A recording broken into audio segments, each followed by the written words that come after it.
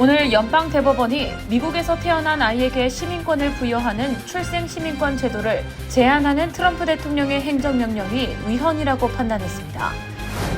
같은 날 연방대법원은 트랜스젠더 여학생의 교내 여자 스포츠팀 출전을 제한한 주 법률을 합헌으로 인정했습니다. 메릴랜드에서 지적 장애가 있는 30대 아들을 돌보던 60대 한인 모친이 아들과 함께 자택에서 숨진 채 발견됐습니다. 뉴저지주 검찰이 지난 1년간 고급 차량 90여 대를 조직적으로 훔쳐 해외로 밀수한 대규모 차량 절도 조직을 적발해 63명을 무더기로 기소했습니다. 트럼프 대통령이 미국 내 주유소들의 휘발유 가격을 즉시 내리라고 압박하며 적정 가격으로는 갤런당 $2 50센트를 제시했습니다. 뉴욕시 퀸즈 플러싱 한인 상권 밀집 지역에서 13세 소년 2명이 함께 탄 모페드가 트럭과 충돌해 모페드 뒤에 타고 있던 소년 1명이 숨지는 사고가 발생했습니다.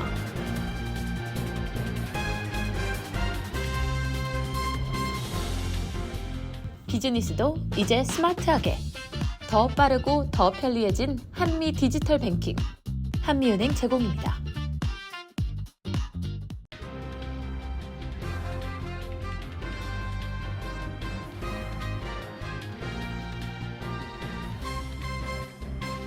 안녕하십니까. KBTV 뉴스9 신영주입니다. 첫 소식입니다. 연방대법원이 출생 시민권을 제한하려던 트럼프 대통령의 행정명령을 위헌이라고 판단했습니다. 미국에서 태어난 아이에게 시민권을 부여해온 기존 해석을 유지한 겁니다. 트럼프 대통령은 큰 불행이라며 유감을 표했고 의회 입법을 통해 관련 정책을 계속해서 추진하겠다는 뜻을 밝혔습니다. 관련 내용 김은지 기자가 보도합니다. 오늘 연방대법원이 출생 시민권을 제한하려던 트럼프 대통령의 행정명령에 제동을 걸었습니다. 대법원은 미국에서 태어난 아이에게 자동으로 시민권을 부여해온 기존 해석을 유지한다고 판단했습니다. 트럼프 대통령은 집권 2기 취임 첫날 불법 체류자나 임시 체류 외국인 부모에게서 태어난 아이에게 시민권을 주지 않겠다는 행정명령에 서명했습니다. 학생 비자나 취업 비자, 관광 비자 등 일시 체류 신분의 부모에게서 태어난 자녀도 제한 대상에 포함됐습니다. 이에 민주당이 이끄는 22개 주와 워싱턴 DC가 해당 행정명령은 수정헌법 14조 위반이라며 소송을 냈고 하급심도 잇따라 행정명령의 효력을 막았습니다. 연방대법원도 이번에 같은 취지의 판단을 내렸습니다. 대법원은 수정헌법 14조가 미국에서 태어난 사람에게 시민권을 보장한다는 기존 원칙을 다시 확인했습니다. 존 로버츠 대법원장은 다수 의견에서 시민권은 정치 공동체에 참여할 수 있는 기본 권리라는 취지로 설명하며 수정헌법 14조의 약속이 이 땅에서 태어난 사람들에게 적용된다고 밝혔습니다. 이번 판결은 6대3의 의견으로 나왔습니다. 보수의 대법관 중에서도 로버츠 대법원장과 에이미 코니 베럿 대법관 등이 출생 시민권 유지 쪽에 섰습니다. 트럼프 대통령은 판결 직후 트루스 소셜을 통해 대법원이 출생 시민권을 유지한 것은 나라의 큰 불행이라고 비판했습니다. 그러면서 헌법을 개정하지 않더라도 의회 입법을 통해 출생 시민권 제한을 추진할 수 있다며 공화당 의원들에게 관련 법안 처리를 촉구했습니다. 출생 시민권은 남북전쟁 직후 채택된 수정헌법 14조와 100년 넘게 이어진 대법원 판례에 기반을 둔 제도입니다. 때문에 이를 법률만으로 제한할 수 있는지를 두고는 앞으로도 법적, 정치적 논쟁이 이어질 것으로 보입니다. 한편 뉴욕의 이민자 권익단체들은 판결 직후 맨해튼 플리스퀘어에서 기자회견을 열고 대법원 판단을 환영했습니다. 민권센터도 현장에 참석해 한인과 아시안 이민자 커뮤니티에 입장을 전했습니다. 민권센터는 트럼프 행정명령이 특정 이민자 가정의 자녀들을 겨냥해 출생 시민권을 제한하려 한 시도였다며 이번 판결은 수정헌법 14조를 좁게 해석해서는 안 된다는 점을 확인한 결정이라고 평가했습니다. 민권센터는 앞서 이 사안이 연방대법원에서 다뤄질 때도 전국 한인 아시안 이민자 권익단체인 미주 한인 봉사교육단체 협의회와 함께 연방대법원 앞 집회에 참여해 반대 목소리를 내왔습니다. KBTV 뉴스 김은지입니다.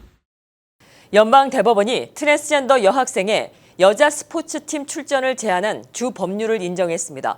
이에 따라 아이오와와 웨스트 버지니아 등에서 시행 중인 출전 제한 조치는 그대로 유지됩니다.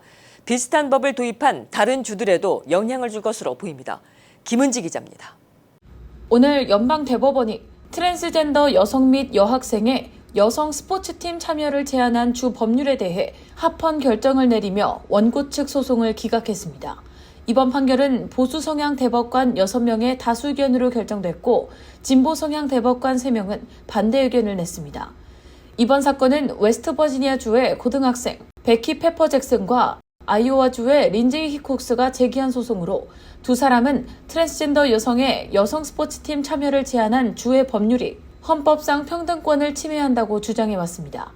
대법원은 해당 법률이 수정헌법 제14조 평등보호조항과 교육개정법 타이틀 9을 위반하지 않는다고 판단했습니다.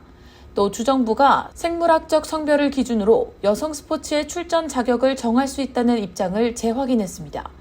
이로써 아이오와주와 웨스트버지니아주에서 시행 중인 관련 법률은 유지되며 이미 20곳이 넘는 공화당주에서 시행 중인 유사 규제에도 영향을 미칠 전망입니다. 현재 텍사스, 플로리다, 노스캐롤라이나 등 25개 주는 법률이나 정책 형태로 트랜스젠더 학생의 스포츠 참여를 제한하고 있는 것으로 알려졌습니다. 특히 웨스트버지니아 사건의 중심 인물인 페퍼 잭슨은 사춘기 억제제와 호르몬 치료를 받으며 포환 던지기 등 여학생 대회 출전해 주 챔피언까지 오른 바 있습니다. 이번 판결에 대해 원고 측과 미국 시민자유연맹 등 인권단체는 트랜스젠더 청소년의 기회를 제한하는 결정이라며 반발했고 일부는 평등권 침해라고 비판했습니다. 반면 주정부와 보수 진영은 여성 스포츠의 공정성과 안전을 지킨 결정이라며 환영 입장을 밝혔습니다. 도널드 트럼프 대통령 역시 이번 결정을 큰 승리라고 평가하며 환영했습니다. 한편 미국 내 여론도 엇갈리고 있습니다. 일부 여론조사에서는 과반의 미국 성인이 출생 시 성별 기준으로 스포츠팀을 구분하는 데 찬성하는 것으로 나타났지만 인권단체와 스포츠계 일부 인사들은 트랜스젠더 학생의 기회 제한 문제를 제기하고 있습니다. 이번 판결은 향후 학교 스포츠 정책과 성정체성 관련 법제 전반에 장기적인 영향을 미칠 것으로 전망됩니다. KBTV 뉴스 김은지입니다. 메릴랜드에서 지적 장애가 있는 30대 아들을 돌보던 60대 한인 어머니가 아들과 함께 자택에서 숨진 채 발견됐습니다. 경찰은 외부 용의자를 찾고 있지 않다며 정확한 사망 원인과 경위는 부검 결과를 기다리고 있다고 밝혔습니다. 이런 가운데 미국 내 재외국민 사건 사고도 최근 2배 가까이 늘어난 것으로 나타났습니다. 프레드릭 카운티 셰리프국에 따르면 지난 20일 오후 4시 35분쯤 볼드리지 서클의 한 주택에서 67세 여성과 34세 아들이 의식을 잃은 채 발견됐습니다. 가족의 신고를 받고 출동한 경찰과 구급대는 두 사람이 현장에서 이미 숨진 것을 확인했습니다. 경찰은 외부 용의자를 찾고 있지 않으며 지역사회에 추가 위험은 없다고 밝혔습니다. 셰리프국은 모든 정황상 어머니가 아들을 숨지게 한 뒤 스스로 생을 마감한 것으로 보인다고 밝혔습니다. 다만 이는 부검 전 잠정적 판단으로 정확한 사망 원인과 방식은 아직 공식 확인되지 않았습니다. 두 사람의 시신은 메릴랜드 검시소로 옮겨졌고 부검 결과가 나온 뒤 사건 경위가 최종 판단될 예정입니다. 한국일보는 숨진 두 사람이 한인 모자 관계며 어머니가 지적 장애가 있는 둘째 아들을 오랫동안 홀로 돌봐온 것으로 전해졌다고 보도했습니다. 보도에 따르면 아들은 오랜 기간 정부 지원을 받아왔고 최근 지원 환경 변화와 돌봄 부담이 겹치며 어머니가 심리적으로 힘든 시간을 보낸 것으로 전해졌습니다. 이번 사건은 한인 사회에 충격과 안타까움을 안기며 장애 가족을 장기간 돌보는 보호자들의 경제적, 심리적 부담과 사회적 지원의 필요성을 다시 돌아보게 하고 있습니다. 한편 미국 내 재외국민 사건 사고도 빠르게 늘고 있습니다. 더불어민주당 김준환 의원실이 외교부로부터 받은 자료에 따르면 미국 내 재외국민 사건 사고는 2021년 755건에서 2025년 1406건으로 4년 새 2배 가까이 증가했습니다. 특히 사기 피해는 2025년 225건으로 2024년 36건보다 크게 늘었고 살인, 강도, 성범죄 등 강력범죄 피해도 함께 접수됐습니다. 전 세계 재외국민 사건 사고 역시 2021년 6,498건에서 2025년 19,359건으로 꾸준히 늘고 있습니다. 뉴저지주 검찰이 고급 차량을 조직적으로 훔쳐 해외로 밀수한 대규모 차량 절도 조직을 적발해 63명을 무더기로 기소했습니다. 이들은 1년 동안 90여 대의 고급 차량을 훔쳐 가나와 나이지리아 등 서아프리카로 밀반출한 것으로 조사됐으며 피해 규모는 $800만 넘는 것으로 집계됐습니다. 관련 소식 김은지 기자가 전해드립니다. 어제 뉴저지주 검찰은 북부 뉴저지를 중심으로 활동한 차량 절도 및 밀매 조직에 가담한 혐의로 63명을 기소했다고 발표했습니다. 검찰에 따르면 이들은 지난해 6월부터 올해 6월까지 약 1년 동안 조직적으로 고급 차량을 훔쳐 해외 구매자들에게 밀매한 혐의를 받고 있습니다. 수사 결과 조직은 주택에 침입해 차량 스마트키를 훔치거나 주차된 차량을 절도한 뒤 뉴저지 어빙턴의 한 창고에 차량을 모아 컨테이너에 실었습니다. 이후 컨테이너는 뉴워크항을 통해 가나와 나이지리아 등 서아프리카 국가로 밀반출된 것으로 조사됐습니다. 조직이 훔친 차량은 레인지로버와 포르쉐, BMW 등 고급 차량 90여 대로 피해 규모는 800만 달러 이상에 달하는 것으로 파악됐습니다.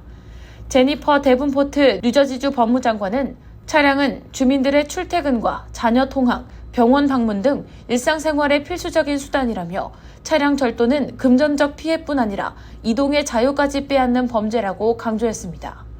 검찰은 조직원들이 역할을 분담해 범행을 저질렀다고 밝혔습니다. 절도 조직이 차량을 훔치면 이른바 펜스로 불리는 작물 유통책이 이를 넘겨받아 해외 판매를 주선했고 일부는 어빙턴의 선적시설에서 차량을 컨테이너에 실어 해외로 보내는 역할을 맡은 것으로 조사됐습니다. 수사당국은 26세 펠리 윙게이트와 35세 브라이언 페퍼스를 조직의 핵심 인물로 지목했으며 28세 아다무 아라산과 56세 스탠퍼드 오드로는 해외 판매와 선적을 지원한 혐의를 받고 있습니다. 이들 4명은 현재 구금된 상태에서 구속심사를 앞두고 있습니다. 검찰은 피고인 전원에게 범죄단체 조직법 위반 혐의를 적용했고 이와 함께 주거침입, 차량 절도, 범죄조직 가담 등의 혐의도 적용했습니다. 또 수사 과정에서 일부 도난 차량이 뉴요크에서 발생한 무장강도 사건 등 다른 강력범죄에도 사용된 사실이 확인됐습니다. 뉴저지주 경찰은 이번 사건 피의자 상당수가 과거에도 유사범죄 전력이 있는 것으로 확인됐다며 조직적인 차량 절도와 해외 밀수범죄에 대한 수사를 계속 확대해 나갈 방침이라고 밝혔습니다. KBTV 뉴스 김은지입니다. 트럼프 대통령이 미국 내 주유소들의 휘발유 가격을 즉시 내리라고 압박했습니다. 국제 유가는 떨어지는데 소비자 가격에는 충분히 반영되지 않고 있다며 가격을 내리지 않으면 큰 문제가 닥칠 것이라고 경고했습니다. 적정 가격으로는 갤런당 $2 50센트를 제시했습니다. 트럼프 대통령은 29일 트루스 소셜에 휘발유 소매업체들은 즉시 가격을 내려야 한다며 원유가 배럴당 $68까지 떨어졌고 더 하락하는 추세인데 가격이 너무 높다고 적었습니다. 이어 소매업체들은 이 성명에 신속히 반응해 옳은 일을 해야 한다며 이를 하지 않으면 앞으로 큰 문제가 닥칠 것이라고 경고했습니다. 그러면서 적정 휘발유 가격으로 갤런당 $2 50센트를 제시했습니다. 미 자동차협회 집계에 따르면 지난 29일 기준 전국 평균 휘발유 가격은 갤런당 $3 86센트로 1년 전 $3 19센트보다 여전히 높은 수준입니다. 트럼프 대통령은 캘리포니아 주도 겨냥했습니다. 그는 이대로면 세금이 곧 휘발유 가격보다 비싸질 거라며 터무니없는 세금에 짓눌린 캘리포니아 주민들도 더는 가만히 있지 않을 것이라고 경고했습니다. 앞서 트럼프 대통령은 지난 24일에도 정유사들이 원유 하락분을 소비자 가격에 충분히 반영하지 않고 있다고 지적하며 법무부에 관련 조사를 지시한 바 있습니다. 당시 그는 엑선모빌과 쉐브론 등 대형 석유 회사들을 직접 거론하며 가격 책정 문제를 제기하기도 했습니다. 뉴욕시 퀸즈 플러싱에서 13세 소년 2명이 함께 모페드를 타고 가던 중 열린 차량 문을 피하려다 트럭과 충돌해 모페드에 함께 타고 있던 소년 1명이 숨지는 사고가 발생했습니다. 경찰은 모든 관련 운전자가 현장에 남아 조사에 협조했으며 아직까지 체포된 사람은 없다고 밝혔습니다. 김은지 기자가 보도합니다. 어제 오후 12시 38분쯤 퀸즈 플러싱 162스트릿과 45, 46에비뉴 사이 구간에서 10대 청소년 2명이 탑승한 모페드가 트럭 후미에 부딪혀 1명이 사망하는 사고가 발생했습니다. 초기 조사 결과 13세 소년 2명이 함께 모페드를 타고 162스트릿을 따라 남쪽 방면으로 주행하던 중 도로 옆에 정차해 있던 차량의 운전석 문이 갑자기 열리자 이를 피하기 위해 급히 방향을 틀었습니다. 이 과정에서 모페드가 중심을 잃었고 같은 방향으로 주행하던 트럭의 후미에 모페드가 충돌했습니다. 충돌 직후 모페드 뒤에 탑승 중이던 동승자가 튕겨나가 트럭 뒷바퀴에 크게 부딪히면서 치명적인 부상을 입었습니다. 동승자는 병원으로 긴급 이송됐지만 끝내 숨졌습니다. 모페드를 운전하던 또 다른 13세 소년은 부상을 입었지만 생명에는 지장이 없는 상태인 것으로 전해집니다. 경찰은 모페드 운전자와 트럭 운전자를 포함해 모든 사고 관련자들이 사고 현장에 남아 수사에 협조했으며 현재까지 체포된 사람은 없다고 밝혔습니다. 경찰은 감시카메라 영상과 목격자 진술 등을 토대로 정확한 사고 원인과 관련 법규 위반 여부에 대한 조사를 이어가고 있습니다. KBTV 뉴스 김은지입니다. 오하이오주 콜럼버스 버스터미널 총격 사망 사건으로 재판에 넘겨진 한인 남성이 중형을 선고받았습니다. 콜럼버스 지역방송사 WBNS-10TV에 따르면 프랭클린 카운티 법원은 지브릴 김 씨에게 징역 33년 6개월에서 종신형을 선고했습니다. 김 씨는 지난 2023년 10월 콜럼버스 시내버스 터미널에서 40대 남성을 총격으로 숨지게 한 혐의로 체포됐습니다.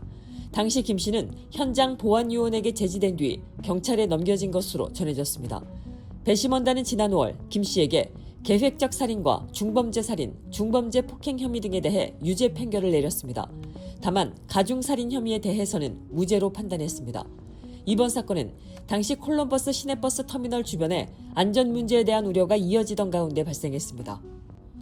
퀸즈에서 대형 버스가 여러 차량을 들이받는 사고가 발생해 2명이 숨지고 20명이 다쳤습니다. 뉴욕 경찰에 따르면 사고는 어젯밤 11시 45분쯤 롱아일랜드 익스프레스웨이 그린포인트 애비뉴 출구 인근에서 일어났습니다.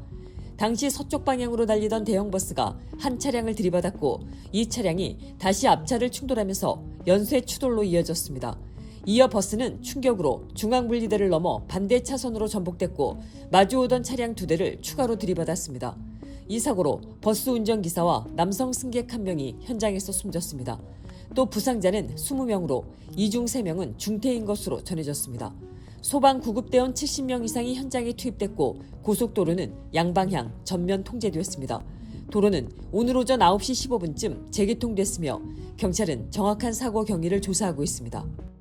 한국으로 돌아가려는 재외국민을 위한 1:1 세무상담 서비스가 시작됩니다. 한국국세청은 7월부터 한국 내 복귀를 희망하는 재외국민을 대상으로 맞춤형 세금 상담을 온라인으로 제공한다고 밝혔습니다. 상담은 줌을 통한 화상 상담이나 전화 상담 방식으로 진행됩니다. 상담 내용은 한국세법상 거주자 판정, 해외 자산의 상속, 증여, 양도세, 해외 금융 계좌 신고 제도, 한국 내 정착 과정에서의 필요한 세무 절차 등입니다. 상담은 국제조세 업무를 담당하는 국세청 상담팀이 맡습니다. 신청을 원하는 재외국민은 상담 신청서를 작성해 이메일이나 팩스로 제출하면 됩니다. 국세청은 개인정보를 기재하지 않은 익명 상담도 가능하며 상담 관련 정보는 비밀로 보호된다고 설명했습니다. 상담 신청은 이미 시작됐으며 정식 서비스는 7월부터 제공됩니다. 뉴욕 퀸즈의 한 공립학교 굴뚝에서 시신이 발견돼 경찰이 수사에 나섰습니다. 뉴욕 경찰에 따르면 오늘 오전 9시 직전 글렌데일에 위치한 공립학교 PSIS 113에서 시신이 발견됐다는 신고가 접수됐습니다. 학교 관리인이 악취를 맡고 해충 방지업체에 연락했고 출동한 작업자가 굴뚝 제바지를 열었다 신발과 사람의 발을 확인한 뒤 경찰에 신고한 것으로 전해졌습니다. 발견 당시 건물 안에는 학생이나 교직원이 없었고 뉴욕시 공립학교는 이미 지난주 여름방학에 들어간 상태였습니다. 해당 학교는 프리K부터 8학년까지 약 750명의 학생이 다니는 곳입니다. 정확한 사인은 검시당국이 조사 중이며 시신이 얼마나 오랫동안 굴뚝 안에 있었는지는 아직 확인되지 않았습니다. 잠시 후 커뮤니티 브리핑을 전해드립니다. 비즈니스도 이제 스마트하게 더 빠르고 더 편리해진 한미 디지털 뱅킹 한미은행 제공입니다.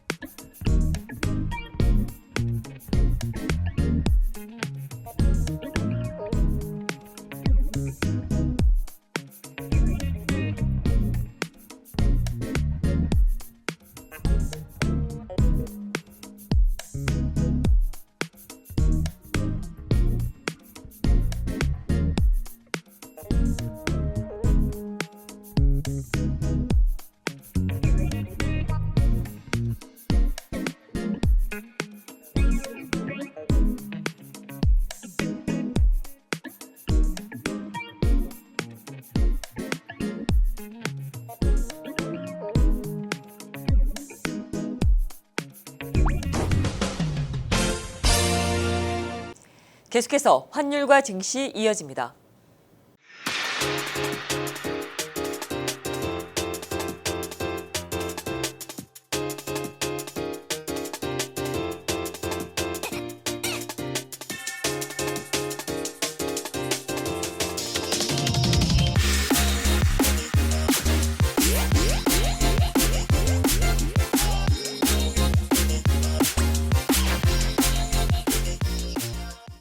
다음은 뉴욕과 뉴저지 날씨입니다.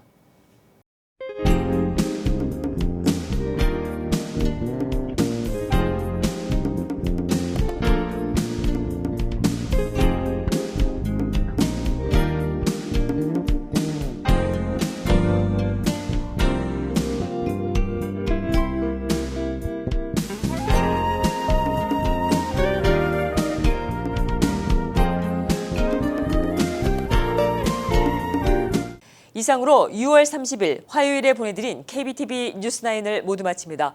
오늘도 함께해 주셔서 감사합니다. 편안한 저녁 되십시오.